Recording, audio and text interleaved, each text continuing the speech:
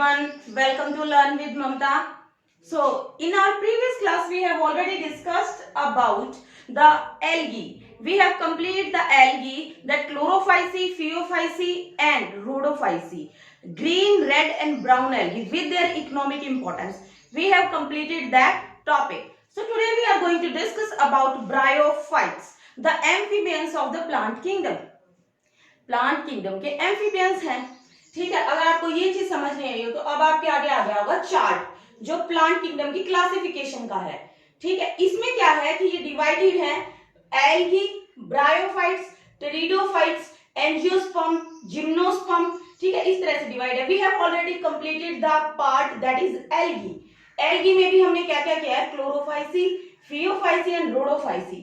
अब हम करने जा रहे हैं bryophytes. Okay, so let's get into it and see what bryophytes are look like.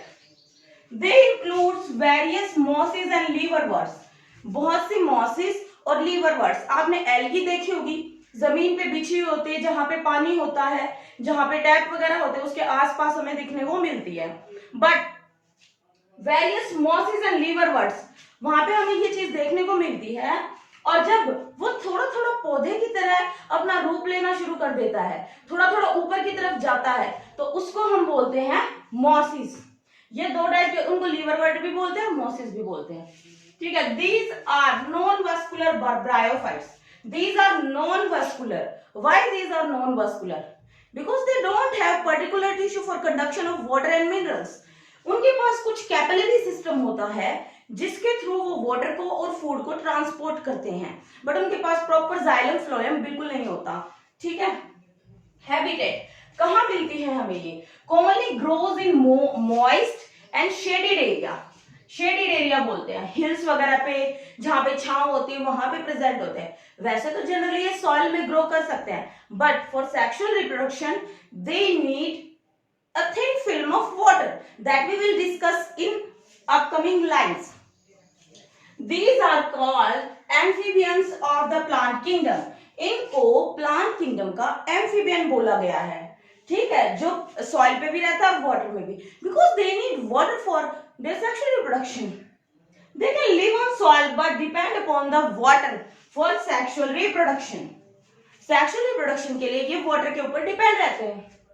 Rhizoids. What are rhizoid? Okay, rhizoid they are attached to the substratum.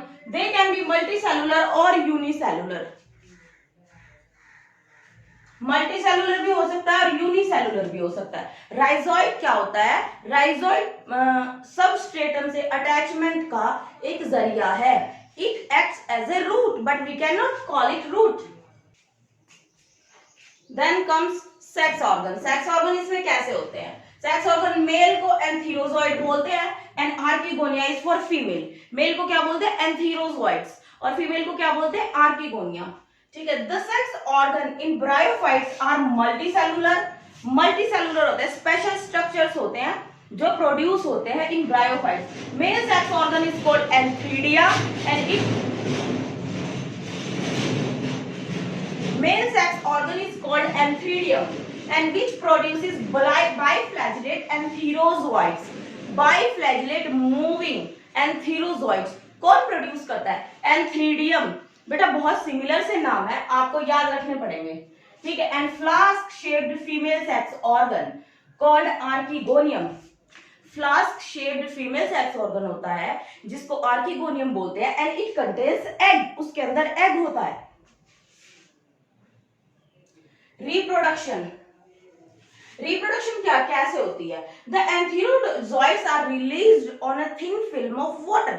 I have already told you that they need water for their sexual reproduction because antherozoids need water for the movement. Antherozoids need water for the movement because they have two flagella. They released on thin film of water and contact with archegonium. They comes in contact with the archegonium. Archegonium में contact में आने के बाद क्या होता है कि एक 2n cell produce होते हैं, that is zygote. Everyone knows male and female gamete combine to form a common structure which we call zygote. Fertilization, it occur inside the archegonium. The egg secrete a chemical. The egg secrete a chemical which attracts the antherozoids. Antherozoids और spermatozoids को वो attract करेगा. The antherozoids require water for swimming. Water किस लिए चाहिए होता है? We are talking about they need water. They need water. Why they need water? Because of swimming. They have to swim and reach to the archegonium, that is female part. The sperm fuses with the egg and produce a two-end structure that is called zygote. Zygote do not undergo reductional division immediately. As everyone knows, zygote form होगा तो उसमें meiosis होगी. Meiosis होने के बाद, what is meiosis? Meiosis is a reductional division. उसमें क्या है कि जो एक सेल है अगर 2n है तो वो 4 डॉटर सेल बनाएगी. That is n, जिसमें n नंबर ऑफ क्रोमोसोम होंगे. ठीक है, वो इमीडिएटली नहीं जाएगा. वो जाइगोट है, वो डिवाइड करेगा एक प्लांट बॉडी में. उस प्लांट बॉडी को हम बोलेंगे sporophyte. Immediately instead it produce a multicellular body. Multicellular body produce करेगा जिसको बोलते हैं स्पोरोफाइट, नॉट फ्री लिविंग. जो गैमेटोफाइट का पौधा है उसी के ऊपर ही जाइगोट डिवाइड होना स्टार्ट हो जाएगा और उसी के ऊपर एक स्पोरोफाइट स्ट्रक्चर बना देगा मल्टीसेलुलर. उसको क्या बोलते हैं? स्पोरोफाइट. अब क्या हुआ बेटे, जो स्पोरोफाइट है वो किसके ऊपर डिपेंडेंट है? गैमेटोफाइट के ऊपर. It is dependent upon gametophyte called sporogonium. और जो structure sporophyte is called sporogonium. Sporogonium भी बोला जाता है. और स्पोरोफाइट क्या प्रोड्यूस करता है बेटा? स्पोर्स प्रोड्यूस करता है after attaining certain amount of its particular structure. Then gametophyte sporophyte is called sporogonium. So don't get confused. See, I also get confused in sporophyte and sporogonium. They both are same thing. Life cycle. Life cycle is heteromorphic. What do you mean by heteromorphic? In our previous class, we have already discussed a little bit about the life cycle, that is haplontic, diplontic, haplo and diplontic. Haplodiplontic life cycle. Heteromorphic का क्या मतलब है कि दो type के plant देखने को मिलते हैं, that is sporophyte and gametophyte.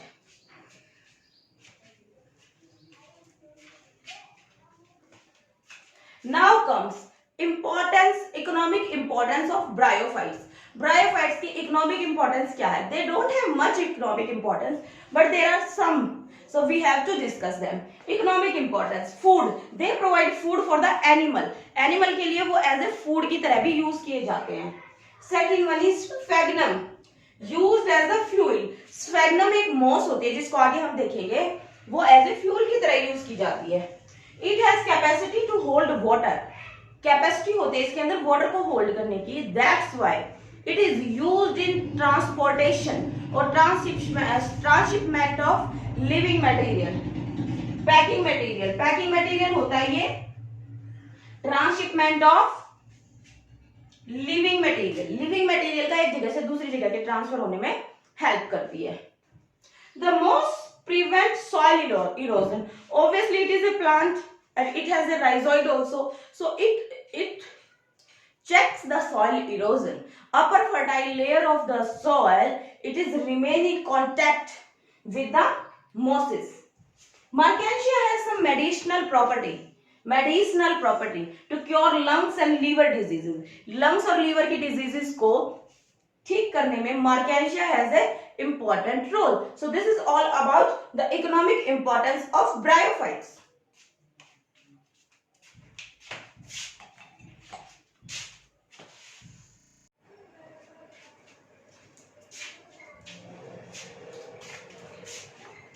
आपके आगे अब एक डायग्राम आ गया होगा जिसमें आपको एक साइड तो दिख रहा होगा मर्केंशिया जो कि लीवरवर्ट का एग्जांपल, और एक साइड दिख रहा होगा फ्यूनेरिया जो कि किसका एग्जांपल है? मोसिस का एग्जांपल है.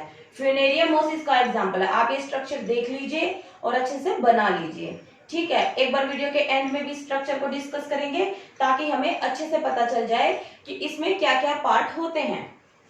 ठीक है, टाइप्स ऑफ ब्रायोफाइट्स जो मैंने आपको पिक दिखाई है उसमें क्या है? ये टाइप्स ऑफ ब्रायोफाइट्स हैं. टाइप्स ऑफ ब्रायोफाइट्स में वन इज लीवरवर्ट. लीवरवर्ट्स को क्या बोलते हैं? हिपेटिकोस्पिडा. हिपेटिकोस्पिडा भी बोलते हैं इनको. ठीक है. They grows in moist and shady area. It is the characteristic feature of bryophytes. Marshy ground, damp soil, जो दलदली सी जमीन होती है वहां पे ये हमें ज्यादा देखने को मिलते हैं. Thalloid plant body. Plant body is thallus type. Everyone knows what is thallus. Plant body is not differentiated into root, stem and leaf. Root, stem, leaf में differentiate नहीं होती है plant body. ठीक है. थैलस बॉडी बोलते हैं उसको. Example is Marchantia. जो मैंने आपको अभी स्ट्रक्चर दिखाया था वो मार्केंशिया है. कुछ इस टाइप का स्ट्रक्चर था. ठीक है. नीचे इनके राइजोइड्स होते हैं. ठीक है. इस टाइप का स्ट्रक्चर है वो. The thallus is dorsiventral. What do you understand with this term that is dorsiventral? One second.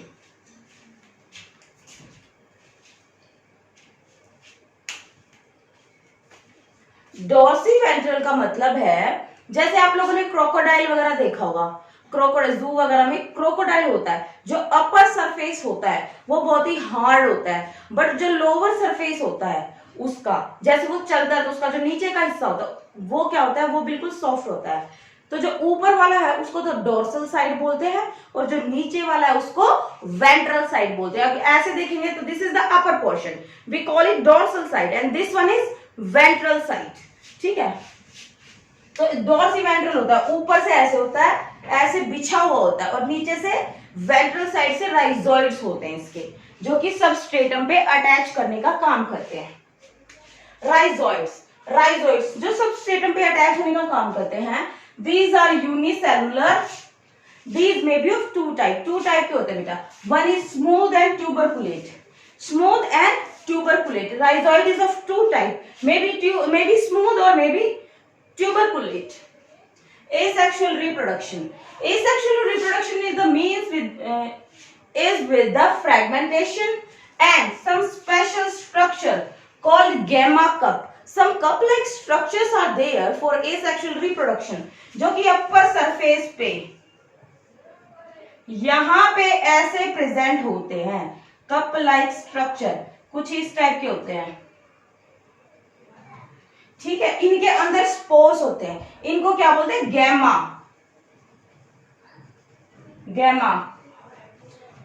Cup. These are the special structures for the asexual reproduction. These are green in color and they contain spores inside them. At the time of maturity, they detach from the plant body and produce different type of gametophyte. Different type मतलब बहुत सारे spores होंगे तो बहुत सारे gametophyte produce करेंगे.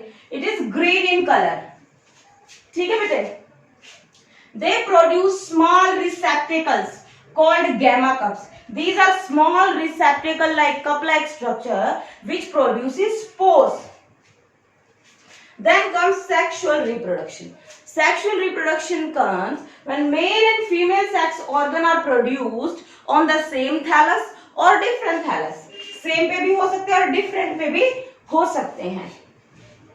Then male and female gametophyte produces gametes and gametes fertilize together to form a common structure which we call sporophyte.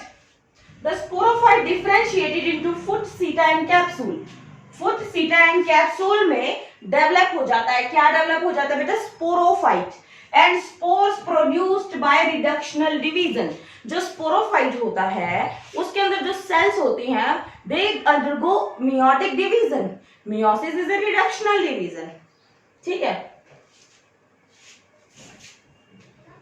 जो spores produce होंगे फिर वो एन होंगे. माइटोसिस और मियोसिस अगर किसी को नहीं समझ में आया हो so you can go into the playlist and you can watch those videos of mitosis and meiosis. They will clear each and every concept of you regarding mitosis and meiosis. Then comes mosses. Mosses are bryopsida. Mosses are bryopsidas. These are dense mat-like appearance देते हैं. mat-like चटाई की तरह. all over mass shady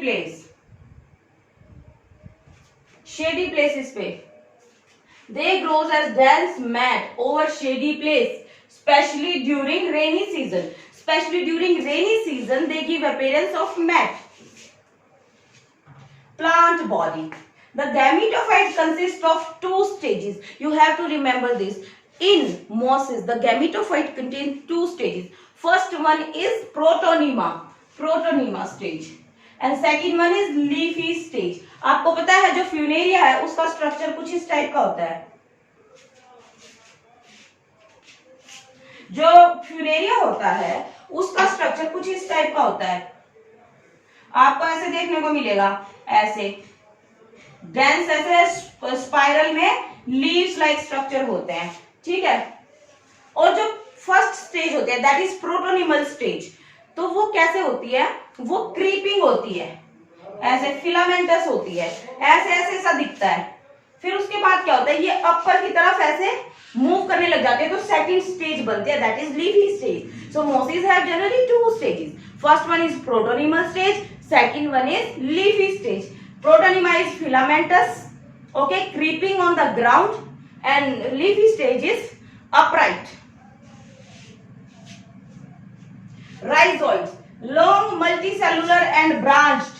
जो rhizoids होते हैं वो multicellular होते हैं, long होते हैं, branched होते हैं, and with oblique septa. अगर root का TS देखेंगे हम तो oblique septa होते हैं उसके अंदर. Oblique septa.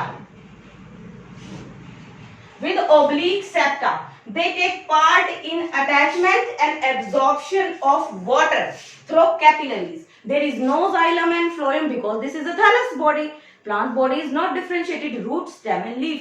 Root में differentiate नहीं है, तो पानी का ट्रांसपोर्ट, अगर अपराइट पौधा जा रहा है तो पानी का ट्रांसपोर्ट तो जरूरी है. With the help of capillaries के थ्रू किया जाता है. Reproduction. They can be vegetative or sexual reproduction.